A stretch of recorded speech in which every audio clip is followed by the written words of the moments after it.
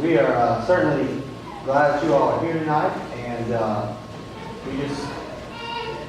as we were studying, memorizing, process of memorizing this book, one of the things that really struck us is the fact that you can look in the entire book, and this is the only book in the Bible where this is the case, you never find a direct mention of God.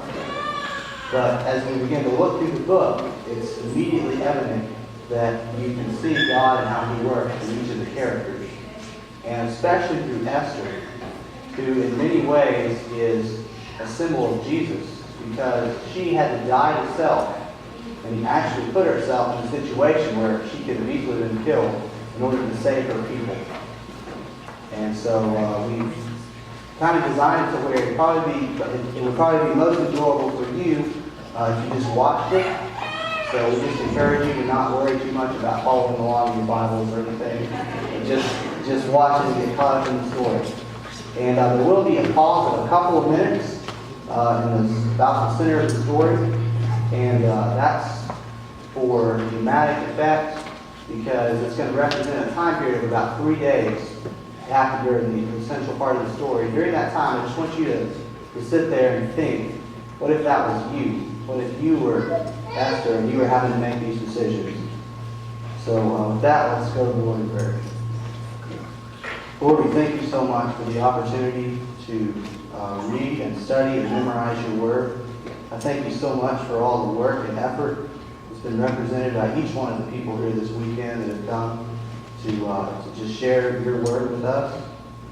And Lord, I just pray that you would be glorified through the story, and I pray that you would just teach us the lessons that you have for us to learn through the story of Esther. In your name we pray. Amen. Now it came about in the days of Ahasuerus, the Ahasuerus who reigned from India to Ethiopia, over 127 provinces. In those days, King Ahasuerus sat on his royal throne, which is at the citadel in Susa. In the 3rd year of his reign, he gave a banquet for all his princes in attendance, the army officers of Persia and Media, and the nobles and princes of his provinces being in his presence. He displayed the riches of his royal glory, the splendor of his great majesty, for many days, 180 days. But when these days were completed, the king gave a banquet lasting 7 days for all the people who were present at the citadel in Susa, from the greatest to the least, in the court of the garden at the king's palace. There were hangings of fine white and violet linen, held by cords of fine purple linen, on silver rings and marble columns. There were couches of gold and silver on a mosaic pavement of porphyry, marble, mother of pearl, and precious stones. Drinks were served in golden vessels of various kinds. The royal wine was plentiful, according to the king's bounty. The drinking was done according to the law. There was no compulsion, for so the king had given orders to each official of his household. They should do according to the desires of each person. Queen Vashti also gave a banquet for the women in the palace which belonged to King Ahasuerus. Now on the 7th day, when the heart of the king was merry with wine, he commanded his princes to bring forth Vashti in order to display her beauty to the people and the princes, for she was very beautiful. But Queen Vashti refused to come at the king's command delivered by the eunuchs. The king became very angry and was filled with wrath. And he said to the nobles who understood the times and were close to him, Karshina, Shethar, Adnatha, Tarshish, Merez, Marsina, and Memucan, the 7 princes of Persia and Media, who had access to the king's presence and sat in the first place in the kingdom. According to the law, what is to be done about Queen Vashti? Because she did not obey the command of King Ahasuerus, delivered to her by the eunuchs. In the presence of the king and the princes, Memucan said, Queen Vashti has wronged not only the people and the king, but also all the princes in all the provinces of King Ahasuerus. For the queen's conduct will become known to the women, causing them to look with contempt on their husbands, by saying, King Ahasuerus commanded Queen Vashti to be brought into his presence, but she did not come. This day the ladies of Persia and Media, who have heard of the queen's conduct, will speak in the same way to all the king's princes. There will be plenty of contempt and anger. Now if it pleases the king, let a royal edict be issued by him, that it be written in the laws of Persia and Media, so that it cannot be repealed, that Queen Vashti may no longer come into the presence of King Ahasuerus. Let the king give her royal position to another who is more worthy than she. And when the king's edict which he shall make is heard throughout all his kingdom, great as it is, then all women will give honor to their husbands, great and small. This word pleased the king and his princes, and the king did as Memucan proposed. He sent letters to all the king's provinces, to each province according to its script, to each people according to their language, that every man should be master in his own house, and the one who speaks in the language of his own people.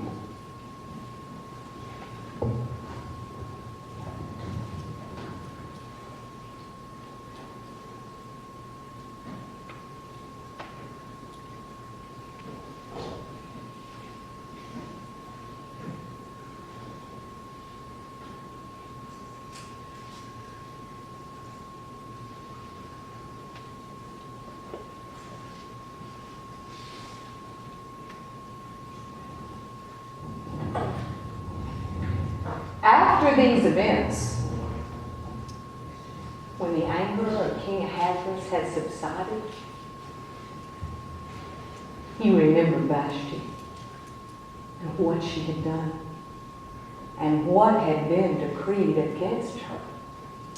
Then all the king's attendants who served him said, "Let beautiful young virgins be sought for the king, and let the king appoint overseers in all the provinces of the kingdom, and let them bring every beautiful young virgin to Susa, the capital, into the custody of Agagite, the king's eunuch, in charge of the women, and let their cosmetics be given to them, and let the young lady who pleases the king be queen instead of Vashti." And the matter pleased the king, and he did so accordingly.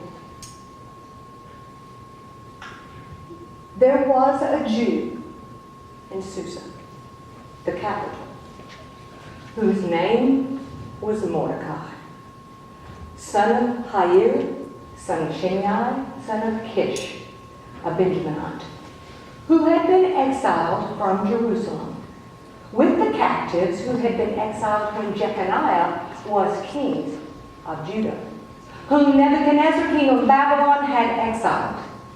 And he was bringing up Hadassah, that is, Esther, his uncle's daughter, because she had no father or mother. Now the young lady was beautiful in form and face, and when her father and mother had died, Mordecai took her as his own daughter. Now, when the command and decree of the king was given, and many young ladies were brought to Susa, the capital, to the harem, it came about that Esther was taken to the king's palace, to the harem, into the custody of Agagite, the king's eunuch in charge of the women. But the young lady found favor and compassion with him, and so he quickly provided her with food and with the cosmetics for women, and he gave her 7 choice maids from the king's palace and transferred her and her maids to the best place in the harem.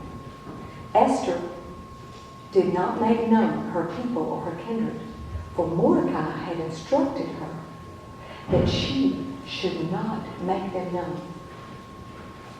And every day, Mordecai went back and forth in front of the king's harem to learn how Esther was and how she fared. Now,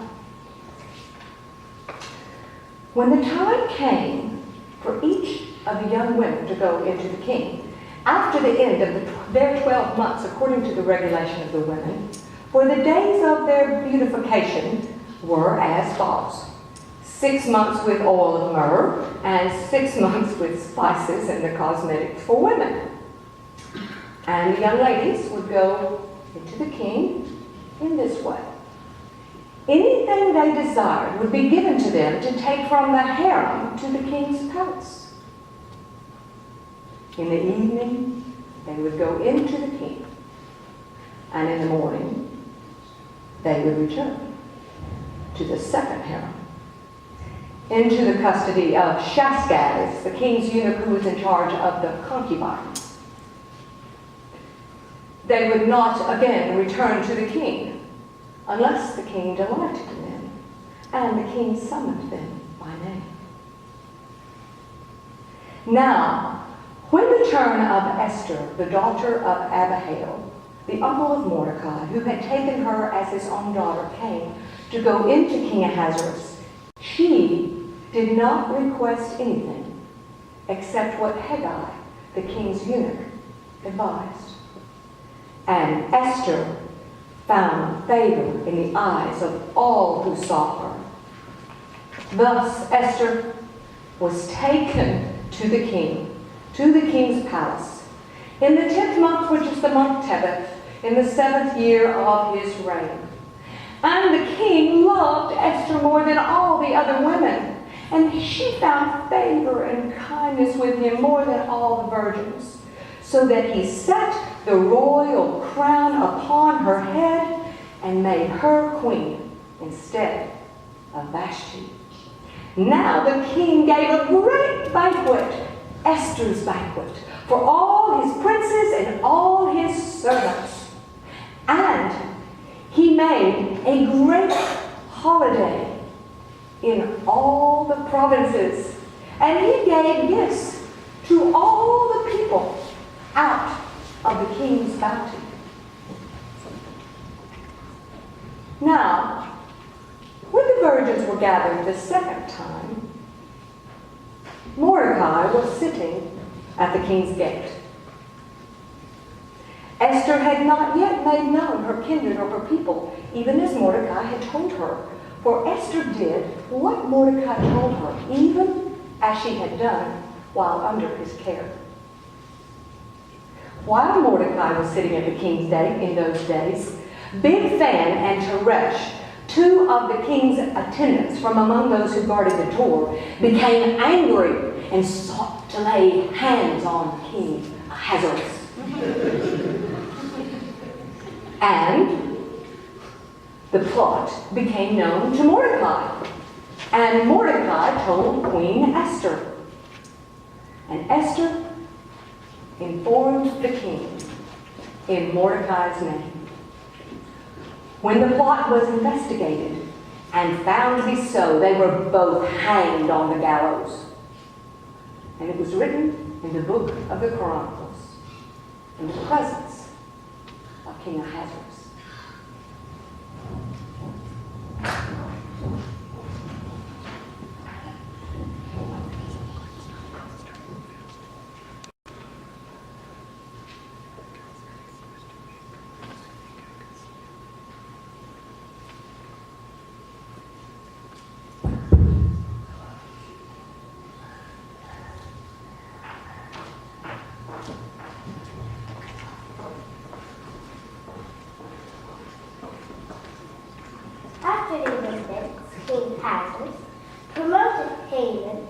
son of Hadassah, the Agagite, and advanced them and established their authority for all princes who were with him. All the king's servants who were at king's gate bowed down and paid homage to him. For so the king commanded concerning him. But Mordecai neither bowed down nor paid homage to him. All the king's servants who were at the king's gate said to Mordecai, "Why are you contracting the king's command?" When they had spoken daily to him, and he would not listen to them. So they told Haman to see whether Mordecai's reason would stand, and told him that he was a Jew. When Haman saw Mordecai neither bowing down nor paid homage to him, he was filled with wrath. But Haman thought to assure all the Jews, the people of Mordecai, who were throughout the whole kingdom of Ahasuerus. In the first month, which is the month Nisan, in the 12th year of King Ahasuerus, Purim passed upon Haman day to day, month to month, until the 12th month Adar. Then Haman said to the king, "There's a certain people, scattered and dispersed among all the provinces of the king, and their laws. They are different from those of all other peoples, and they do not follow the king's laws. It is not in the king's interest to let them remain. If it pleases the king, let it be decreed that they be destroyed. And I will pay 10,000 talents of silver into the hands of those who care the king's business, to put in the king's treasury." Then the king took his signet from his hand and gave it to Haman, the son of Hadassah, the Agagite, the enemy of the Jews. Then the king said to Haman, The silver is yours. The people also, to do with as you wish. all the king's scribes were summoned on the 13th day of the 12th month, and it was written just as Haman commanded the king's satraps.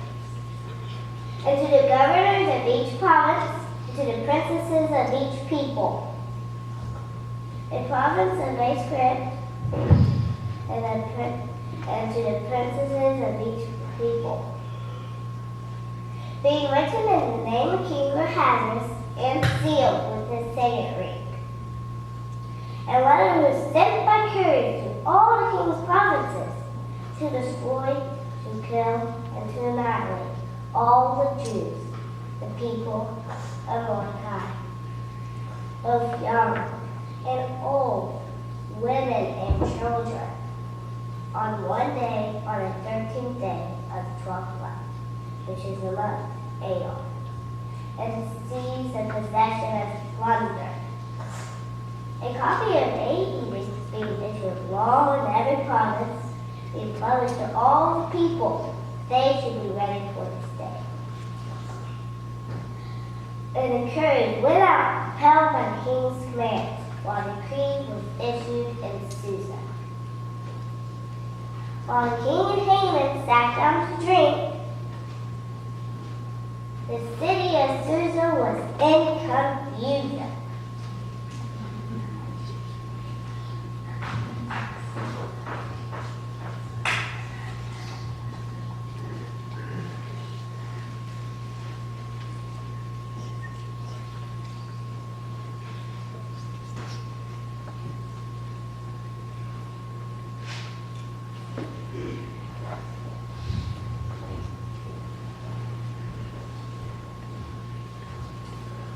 When Mordecai learned of all that had been done, he tore his clothes.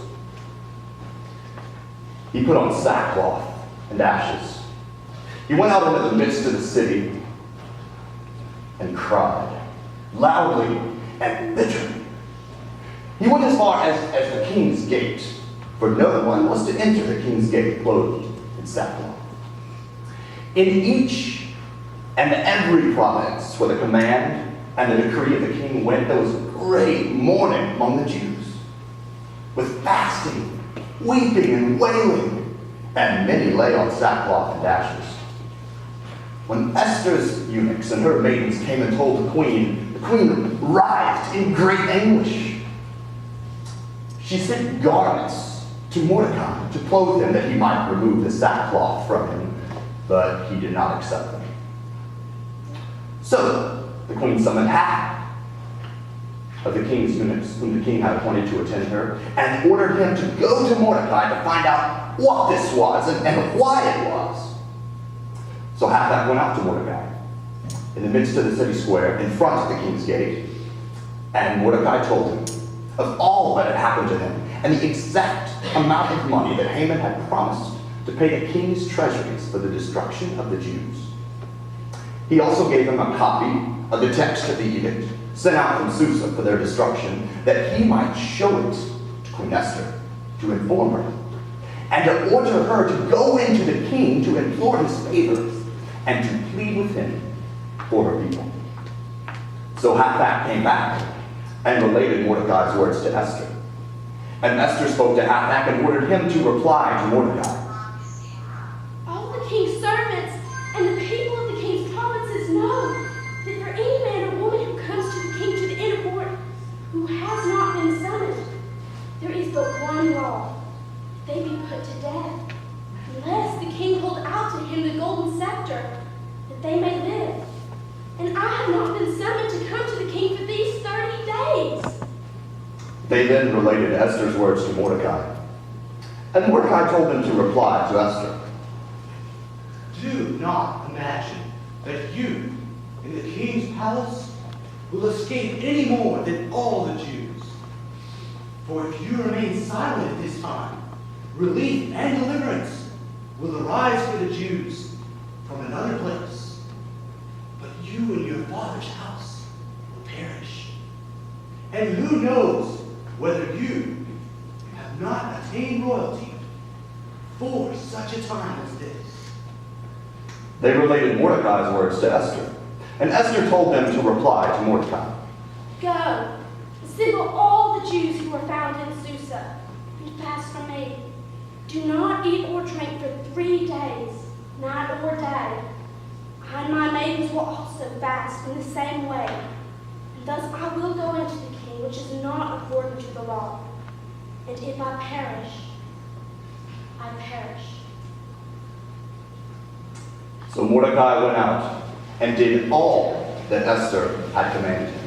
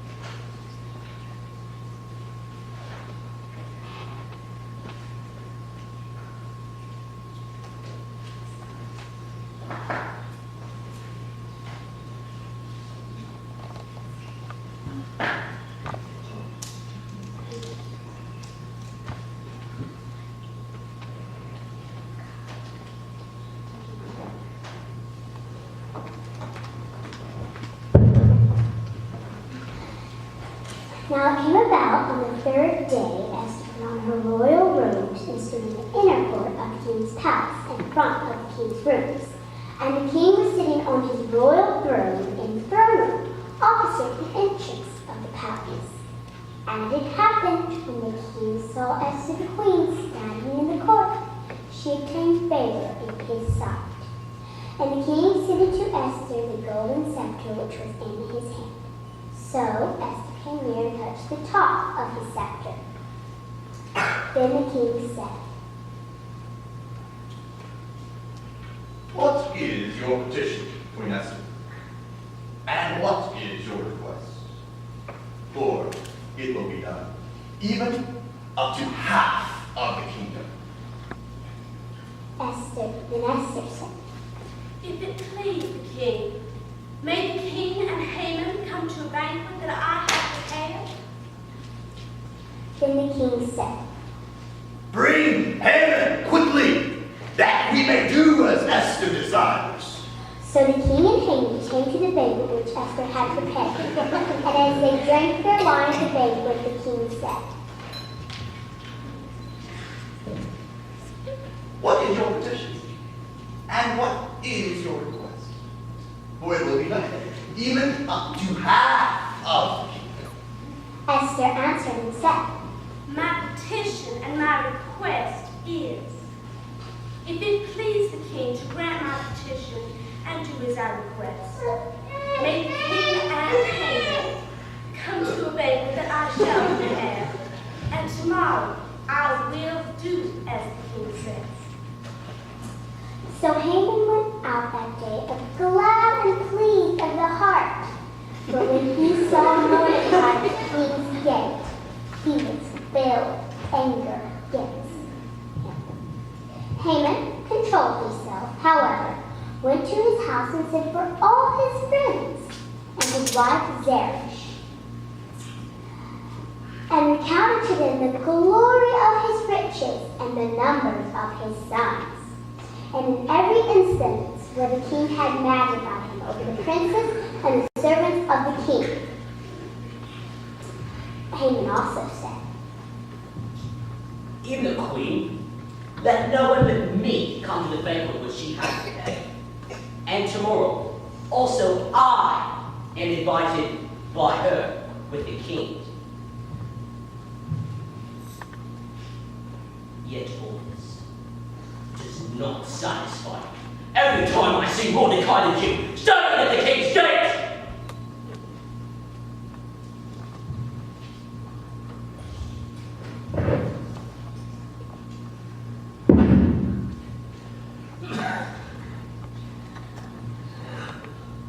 Then his wife Xerxes and all his friends said to him, Agagite 50 cubits high made, and in the morning ask the king to have Mordecai the Jew hanged on it.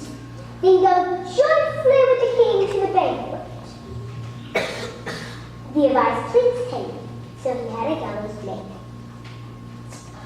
During the night, the king could not sleep. So he gave an order to bring the book of Chronicles, and they were read before the king.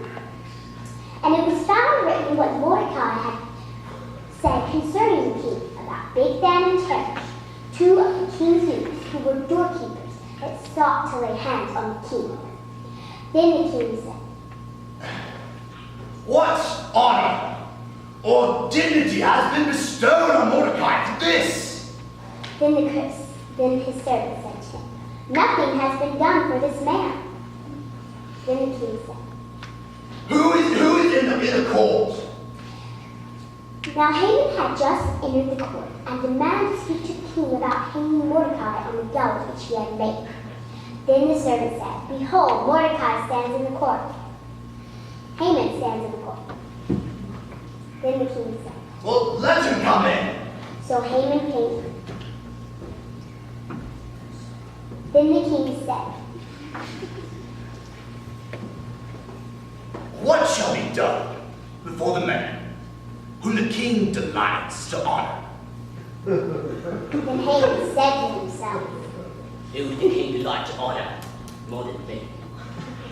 Then the king said, then Haman said, For the man which the king desires to honor, let a robe be brought, one which the king has worn, and a horse on one which the king has ridden, and on whose head a royal crown has been placed.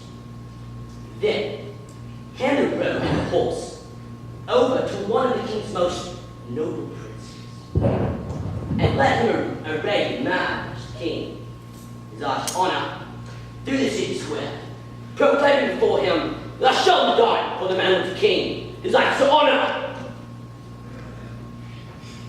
Then the king said, Take quickly the robes and the horse, as you have said, and do so for Mordecai, the Jew, sitting in the king's gate.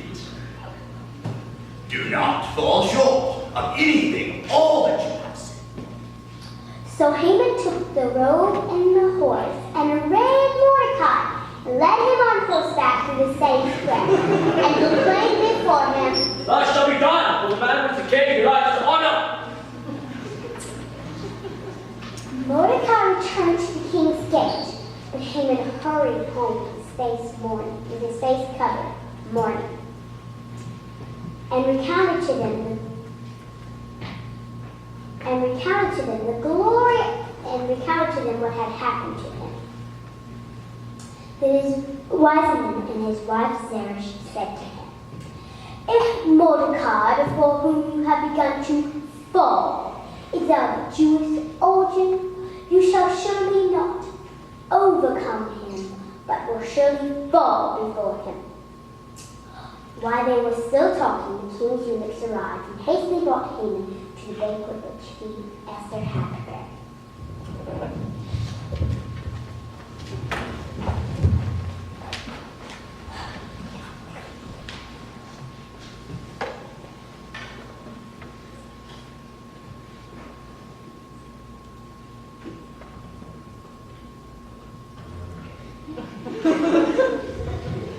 Now, the king and Haman came to drink wine with Esther the queen. And the king asked Queen Esther, as they drank the wine on the second day, What is your petition? For it will be heard. And what is your request? Even up to half of the kingdom, it will be done.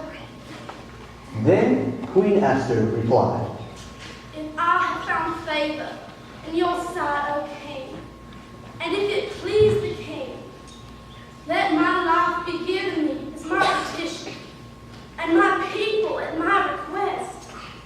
For we have been sold, I and my people, to be killed, to be destroyed, to be annihilated. For if we had only been sold as slaves, men and women, I would have remained silent. For the trouble would not have been commensurate with the annoyance to the king. Then King Ahasuerus asked Queen Esther, Who is he? And where is he? Who would dare to presume to do thus? Queen Esther said, A foe and an enemy is his wicked hand. Then Haman became terrified before the king and queen. The king arose in his anger and went out into the palace garden from the place where they had been drinking wine. But Haman stayed to beg for his life from Queen Esther because he saw that harm had been turned against him by the king. When the king returned into the place where they had been drinking wine, Haman was falling on the couch where Esther was. And the king said, Would he eat a salt queen while I am in the house? As the words went out of the king's mouth, they covered Haman's face. Then Harbona, one of the eunuchs who was before the king, said, Behold, the gallows standing at Haman's house, 50 cubits high, which Haman makes for Mordecai, who spoke good on behalf of the king. The king said, Hang him on it. So they hanged Haman on the gallows which he had made for Mordecai, and the king's anger subsided.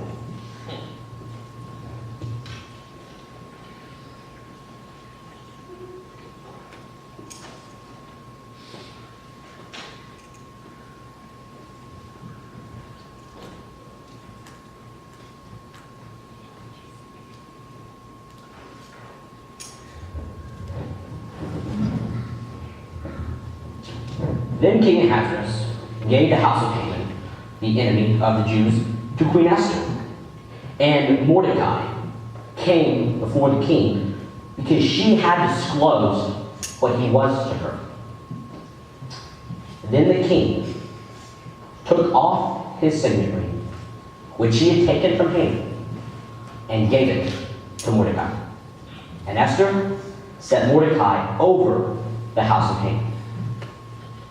Then Esther spoke again to the king, fell at his feet, wept, and implored the king that he divert this evil scheme of Haman the Agagite and his plot he devised against the Jews. So the king extended his golden scepter, and she arose and stood. Then she said to the king, If it pleases the king, and I have found favor before him, and if the matter seems proper to the king, and I am pleasing in his sight, let it be written to revoke the letters devised by Haman, the son of Hammedatha the Agagite, which he wrote to destroy all the Jews who were in the king's provinces. For how can I endure to see the calamity which shall befall my people? And how can I endure to see the destruction of my kindred? Then King Ahasuerus spoke to Queen Esther and to Mordecai the Jew. See, I have set Esther over the house of Haman, and now they have hated him upon Agagite, because he stretched out his hand against the Jews. Now, you write to the Jews, as you see fit, in the king's name, and seal it with the king's signet ring. For a decree written in the name of the king, and sealed with the king's signet ring, cannot be revoked. So the king's scribes were called at that time in the third month, that is the month Sivan. And it was written according to all that Mordecai commanded the Jews, the satraps, the governors, and the princes of the provinces that ascended from Ethiopia all the way to India, 127 provinces. To each province was written according to its script, and each people to their own language, as well as the Jews, in their script and in their language. He wrote in the name of King Ahasuerus, and he sealed it with his signet ring. He sent out couriers with letters on steeds sired by the royal stud. In them, the king granted the right to the Jews who were in each and every city, the right to assemble and to defend their lives, to destroy, to kill, and to annihilate any army who might attack them, including women and children, and to plunder their spoil. On one day, in all the provinces of King Ahasuerus, on the 13th day of the 12th month, that is month Sivan, a copy of the edict to be issued as law was published to the peoples, so that the Jews would be ready this day to avenge themselves on their enemies. The couriers, hastened and impelled by the king's command, went out riding on royal steeds, and the decree was given at the citadel in Susa. Then Mordecai went out from the presence of the king, clothed in royal robes of blue and white, with a large crown of gold on his head, and in garments of fine linen and in purple. And the city of Susa shouted and rejoiced. For the Jews there was light, gladness, joy, and honor. For wherever the king's command and his edict arrived, there was gladness and honor for the Jews, a feast and a holiday. And many among the peoples of the land, they became Jews, because the dread of the Jews had fallen upon them.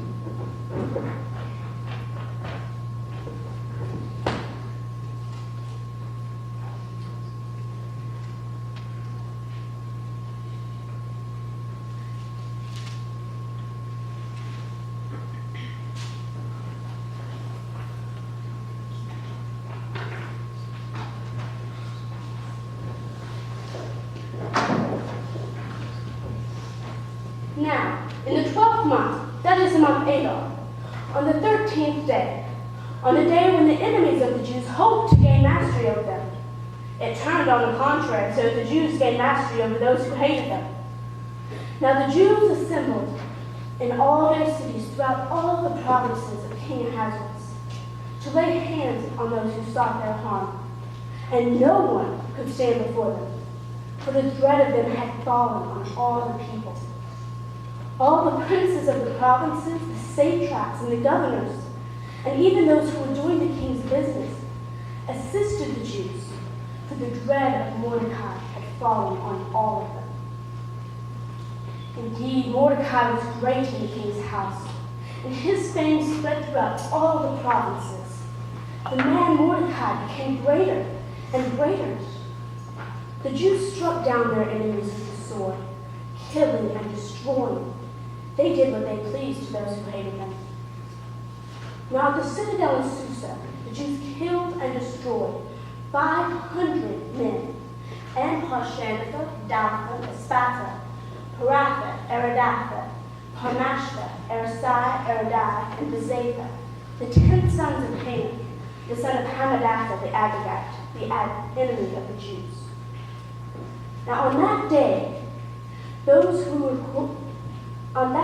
number of those killed at the citadel of Susa was reported to the king, and the king said to Queen Esther, The Jews have killed and destroyed 500 men and the 10 sons of Haman at the citadel of Susa.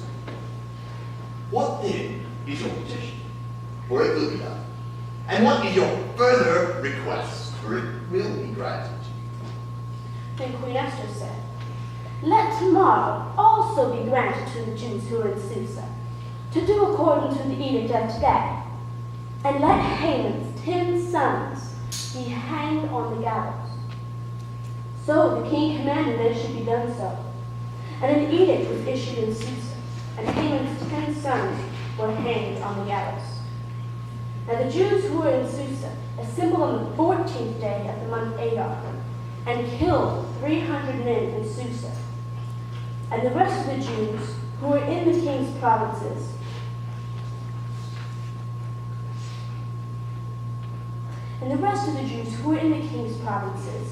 assembled to defend their lives and rid themselves of their enemies, and killed 75,000 of those who hated them.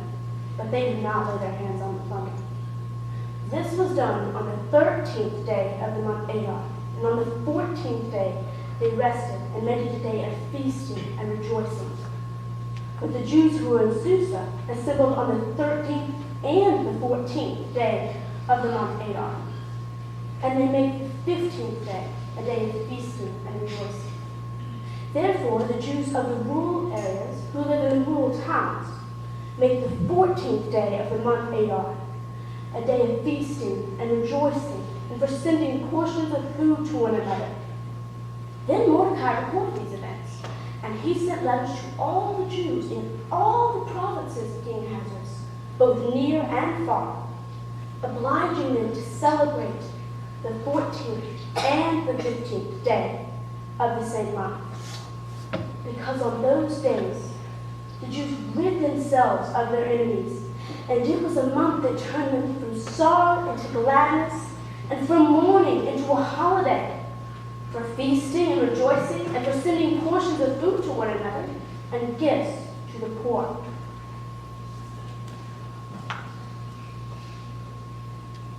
Therefore the Jews undertook all that they had started to do, and what Mordecai had written them. For Haman, the son of Hadassah, the Agagite, the adversary of the Jews, had devised against the Jews to destroy them, to cast pur, that is the law, to disturb them and to destroy them. But when it came to the king's attention, he commanded by letter that the wicked scheme, descendants, and for all those who had allied themselves with them, that they should not fail to celebrate these 2 days, according to their regulation and according to their appointed time annually. But these days should be celebrated and rejoiced among all generations. Every generation, every family, every province, and every city. These days of Purim were not to fail from among the Jews, nor their memory fade from their descendants. Then Queen Esther, the daughter of Agagite, and Mordecai the Jew, wrote with full authority to confirm the second letter about Purim. And he wrote to all the Jews, to the 127 provinces of the kingdom of Ahasuerus, namely words of peace and truth, to establish these days of Purim at their appointed times, just as Queen Esther and Mordecai the Jew had established for them, and just as they had established for themselves and for their descendants, with instructions for their time of fasting and lamentations. By Queen Esther's command, these customs of Purim, they were written in the book. Now King Ahasuerus laid tribute on all the land and on all the coastlands of the sea, and all the accomplishments of his authority and strength, and the full account of the greatness of Mordecai. Are they not written in the books of Chronicles of the kings of Media and Persia? For Mordecai was second only to King Ahasuerus, and he was great among the Jews, and found favor in the eyes of many of his kinsmen, one who sought good for his people and spoke for the welfare of his entire nation.